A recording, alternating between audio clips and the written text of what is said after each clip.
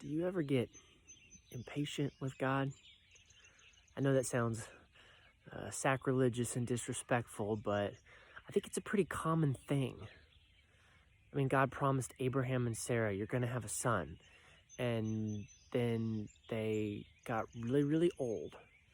Like in the Bible, it's just a couple of chapters, but I mean, we're talking years and years and years of trying and trying and trying and not being able to get pregnant. I know Abraham got frustrated and was just like, God's timing is off. That's why he married Hagar, Sarah's maidservant. I wonder if David got frustrated with God's timing. I mean, Samuel anointed him before David and Goliath. So like David was like a young man or even a kid when he was anointed king over Israel. And then he didn't become king until he was like 33 years old. I'm sure when he was running from Saul and hiding in caves and living with the Philistines, he was like, God, what is going on with your timing here? What about Joseph and his dreams? He had dreams where the sun, the moon, the stars, stalks of wheat bowed down to him. And he knew that meant that one day he would be a great ruler and that his family would bow to him in respect. And then he got thrown into a pit and sold as a slave and thrown into prison. And I'm sure he looked at God and was like, what is up with your timing? Have you ever felt like that? Maybe God's promised you something and it hasn't happened yet. Or even the big promise of Jesus is going to come back, and where everyone's like, yeah, well, probably not in my lifetime. God's timing can be frustrating, but it's always perfect.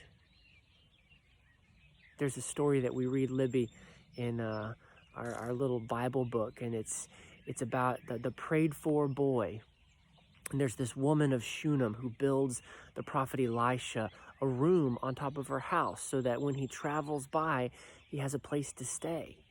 And after they built him the room, he asks her, what can I do for you? What would you like? Do you want me to speak to the king for you? And she's like, oh, we're good.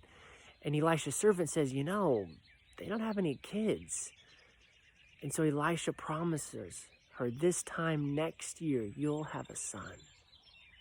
And anyway, it happens. She has the son, and he grows up to being this little boy, and he gets sick and he dies. And she goes to the prophet and she says, my son is dead. And he comes back and he raises that son back to life.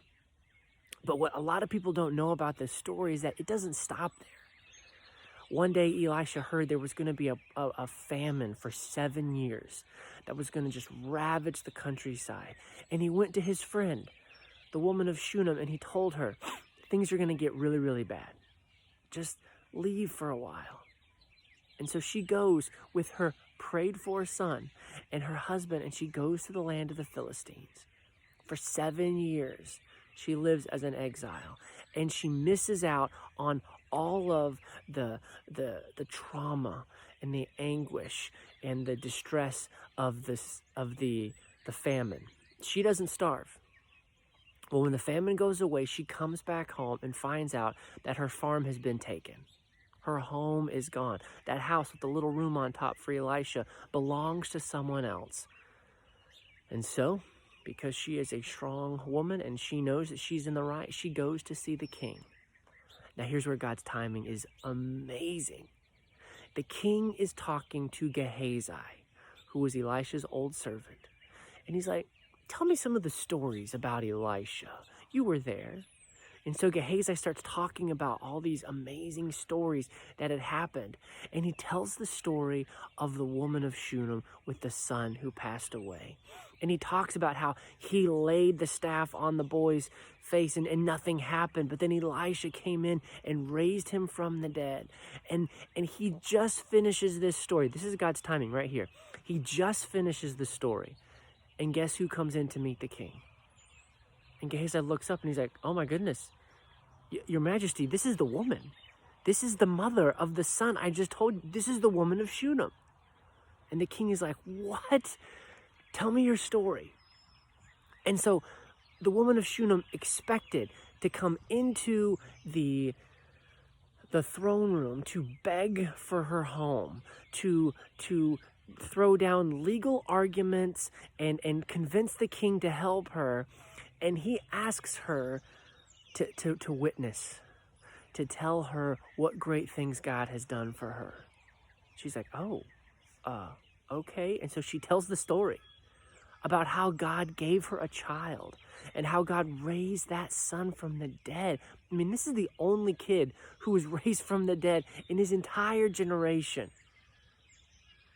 And when the story's over, the king is like, wow, man, that's amazing. What were you here for? And she's like, well, I need my home back because, okay, sure, whatever. And he tells one of his servants, he says, here, you go with her and make sure she gets whatever she wants. Oh, yeah, and how long were you gone? 7 years? Okay, give her all the profits that whoever took her farm made from her farm for those 7 years. So the woman walks out of the king's throne room, not only possessing her home and her farm, but God paid her back for the 7 years of famine. That's justice. You see, people say, God is good, but he's also just. I've heard that in church and Sabbath school. And like people talk about it like, oh yeah, God is good, but there's a line where his goodness stops and then he gets ugly. There's a time where God's like, all right, I'm done with this mercy stuff. I'm bringing some justice. And there's a lot of cranky Christians who, I've sat in meetings with these Christians who are like, yeah, when Jesus comes back, he's going to walk in the blood of his enemies. Like, what are they thinking? Like Jesus is going to kill all the Muslims and enjoy it? That's crazy. That's bloodthirsty. That's a lie. You see, when God is just, his justice is fixing the wrong, not killing the wrongdoer. His justice says, there was a famine, I'm going to pay you back for those 7 years. His justice is his timing, where the woman is stressed out because her home has been stolen. And God's like, check this out. Boom. The king is listening to the very story when she walks in. I mean, this wasn't timing like, oh yeah, a couple weeks ago I heard this story, or yesterday I heard this story. Like, it was right then. And friend, I know that we struggle. I struggle with trusting in God's timing. I'm trying to write a book right now, and I'm not on track the way I want to be, and things are happening, and I'm getting overwhelmed, and I'm just wondering, and there's all this pressure. Like, when I release the book, will I have enough followers? Will enough people want to buy it? Will it be this waste of time? And like, all this doubt comes over me, and God says this morning when I read this story, trust my timing. Abraham, I'm going to give you a son at the perfect time. David, you're going to be king at the perfect time. Woman of Shunem, I'm going to give you your house back at the perfect time. Grant, I'll take care of you in the perfect time. So friend, today with God's timing, it's frustrating and stressful if we choose to put God on our timetable. Because if we do that, he's always way too slow or way too fast. But if we let God be God and get on his timetable, then we can experience his peace. Because his timing is perfect.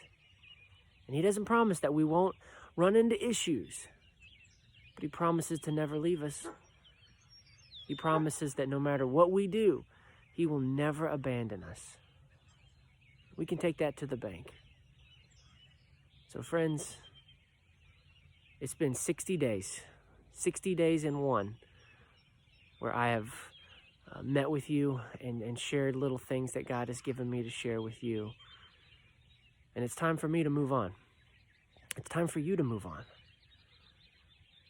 It's been a blessing being able to share with you, and thank you. If you've watched one video or all 61, God's timing has been good. And now it's time to step into the next phase. And I don't know what that is for me, and I don't know what that is for you, but I know that God's timing is perfect and that he's good. And so friend, remember to look up and know that God's timing is perfect. Know that God's character is good, and believe in your heart that God's got this. God bless.